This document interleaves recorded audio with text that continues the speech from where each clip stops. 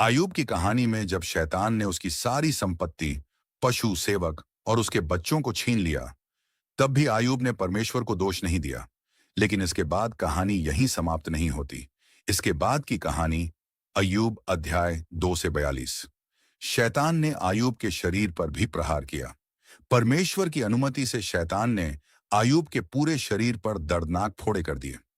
आयूब राख में बैठकर टूटे हुए मिट्टी के बर्तन से अपने घाव खुजलाने लगा। आयूब की पत्नी ने कहा, क्या तू अब भी अपनी खराई पर बना रहेगा? परमेश्वर को कोस और मर जा। लेकिन अय्यूब ने उत्तर दिया, क्या हम परमेश्वर से केवल भलाई ही लें और बुराई न लें? फिर भी उसने अपने होंठों से कोई पाप नहीं किया। 3 मित्र उससे मिलने आए।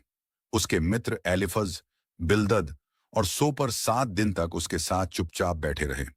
बाद में उन्होंने कहा कि अवश्य ही अय्यूब ने कोई पाप किया होगा, इसलिए उस पर यह विपत्ति आई है। लेकिन अय्यूब जानता था कि उसने ऐसा कोई पाप नहीं किया। परमेश्वर ने उत्तर दिया। अंत में परमेश्वर बवंडर में से बोले और अपनी महान शक्ति और सृष्टि के अद्भुत कार्यों को दिखाया। तब अय्यूब ने नम्र होकर कहा कि उसने बिना पूरी समझ के बातें की थीं और परमेश्वर के सामने पश्चाताप किया। परमेश्वर ने अय्यूब को पहले से भी अधिक आशीष दी। परमेश्वर ने उसका स्वास्थ्य लौटा दिया, उसे पहले से दोगुनी संपत्ति दी, फिर से पुत्र पुत्रियां दी और उसने लंबे समय तक जीवन बिताया। मुख्य शिक्षा।